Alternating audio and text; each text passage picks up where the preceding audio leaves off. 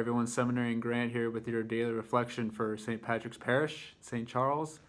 Today I thought it would be cool to share a little bit of my vocation story with you. So I was born in Rockford and I grew up in a small town about 20 minutes west of Rockford called Pecatonica. And my parents still live there, my family's still there, went to school there, and my family's home parish growing up was St. Thomas Aquinas in Freeport. So I received all my sacraments there, I was baptized there, first confession, first communion, I was confirmed there. And when my brother and I left for college, my parents moved to the cathedral. So in high school, I was in band, I sang in the choir. I was actually part of Contrai, which was a choir in Rockford. I was a part of that for about 9 years, was a member in that choir, and that was very important to me at the time. Played a very big role in my human formation at that age.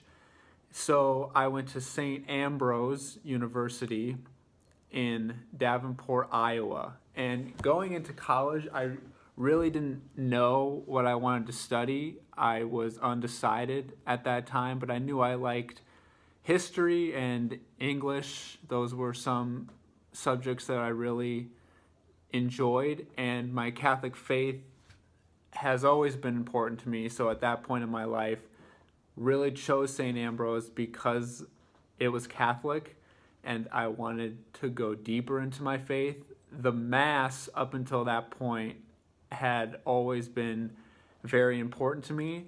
I guess there was always just a part of me, even from a very young age, that knew the Mass was more than just a recreation of the Last Supper.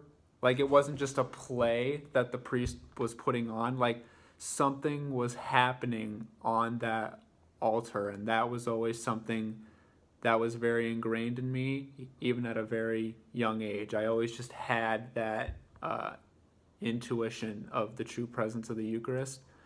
And so that really followed me to college. I started going to daily Mass every day when I was 19, second semester of my freshman year. And at that time, I had declared a theology major.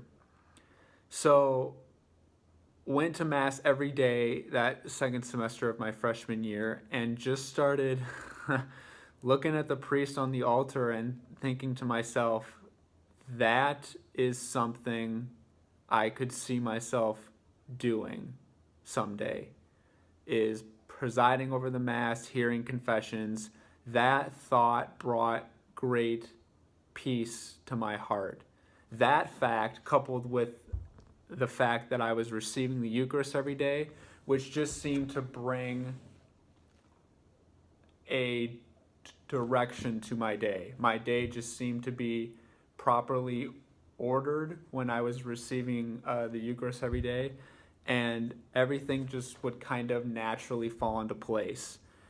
So at the same time, I was fortunate enough to receive a scholarship to run at St. Ambrose. I was on the track and cross country team. I had ran in high school and was fortunate enough to earn a spot on the team at Ambrose. And during my time on that team, that was really the center of my life. I invested a lot of time and energy into being successful at that sport, was fortunate enough to find some success in that sport, and loved every second of it. It was really the center of my life at the time, like I said, and the relationships with the coaches were important to me. The friendships that I had on that team are still very important to me. And so I was just extremely blessed to be a part of that team at the time and really soaked up every opportunity that gave me. So flash forward a couple years, this idea of the priesthood was still on my heart, but throughout my college career, maybe literally and metaphorically, had spent a lot of time running from this call that I felt God had placed on my heart. And I remember one night towards the end of my junior year, coming out of a night class. It was about 9 o'clock, and mass that night was at like 9:15, because on Wednesday nights at Ambrose they had a night mass at 9:15 for the students. So I went into Christ the King Chapel at Ambrose, and the chaplain, Father Chuck, was in there already. And he said to me, "Hey Grant, do you want to go to confession?" Now, I had expressed to him on multiple occasions this thought or this feeling that I felt God was calling me to the Catholic priesthood, and we had been talking on and off for a couple years. So went into the confessional and didn't actually end up celebrating the sacrament in that moment. We just had about a half an hour conversation where I eventually said to him in that meeting, if I don't at least go to seminary and try and see what it's like, at least give it a shot, then I'm going to regret it for the rest of my life. But at this point in my life, I can't ignore how the Eucharist makes me feel. There just seems to be a deeper fulfillment for me in the Eucharist than in any other area of my life, including running. As much joy and fulfillment that was bringing me at that point in my life, the Eucharist, the depth of fulfillment that I was finding in the Eucharist, I couldn't ignore that any longer.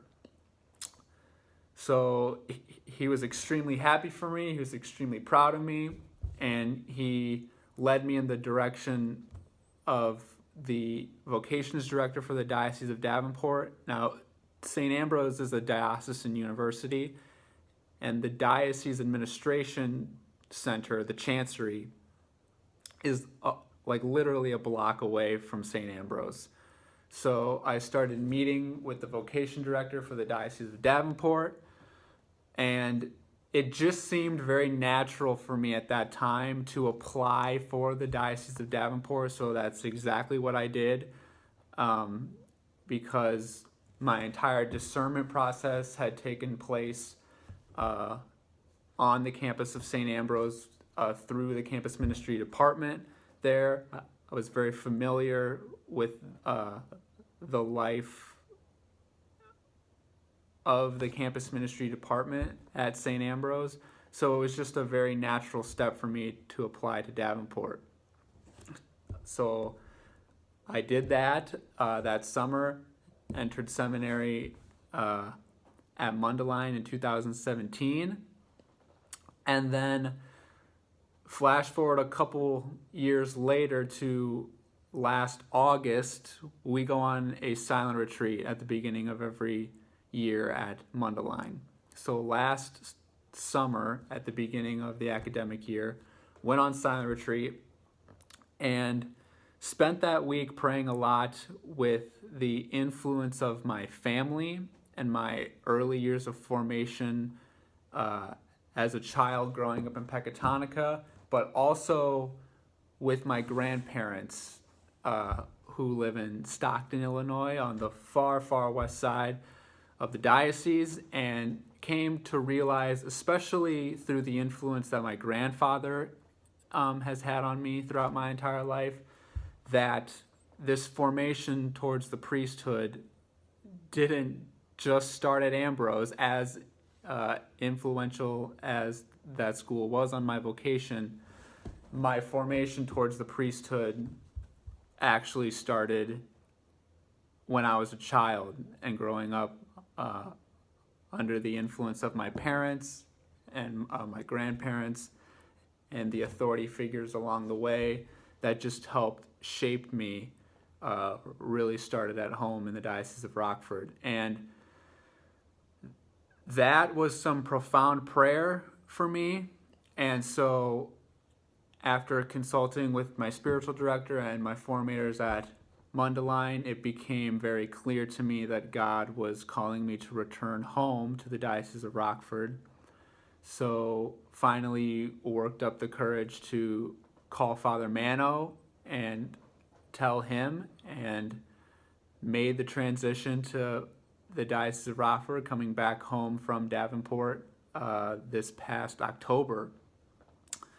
So that's where I am now. Now I've been assigned here at St. Pat's. I'll be here for the foreseeable future, with this being my teaching parish. So that's just a little snippet of my vocation story. And to any young men out there who feel like they are maybe discerning a call to the priesthood, I guess the biggest advice I would give you is to pray. Number one, take your thoughts, feelings, and desires to the Lord. That's extremely important. Seek the sacraments. And then the third bit of advice would be to seek out a Catholic priest, someone to walk with you through this journey. If you feel like you are called to the priesthood, that's extremely important, having someone to talk to and finding someone to walk with you. So that's just a little bit of my story. Thought I would share it with you. Thanks for joining us today, and we'll see you soon. All right, God bless. Bye-bye.